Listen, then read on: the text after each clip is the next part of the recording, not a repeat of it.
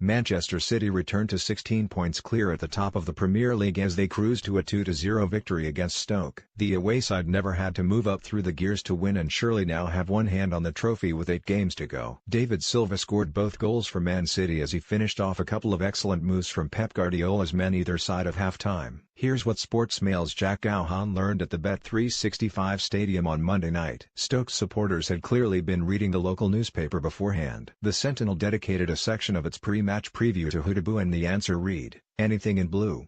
That advice was heeded, aiming venom at Sterling in particular, with the Bet365 Stadium as boisterous as it's been all season. Something Paul Lambert desperately needs in this dogfight. Fernandinho is enjoying his best season in England since joining City in 2013 and his impact on this team cannot be overstated.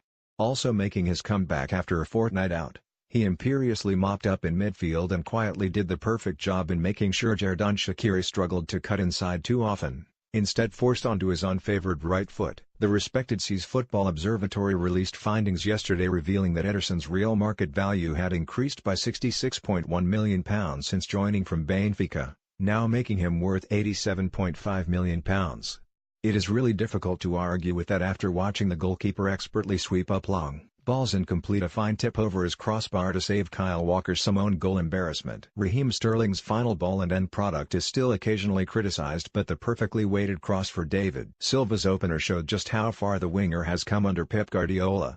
That was the 26th goal he's been involved in this season, even after missing the last 5 games with a hamstring injury, and Sterling's stock continues to rise ahead of the World Cup. Guardiola will hope Tuesday morning's flight to Abu Dhabi for a training camp goes a little smoother than some of the backroom team's drive to Stoke yesterday. The kit men took 3 hours to arrive ahead of the game due to some severe traffic on the M6. City took the coach back to their training ground after the match before boarding a flight to warmer climes.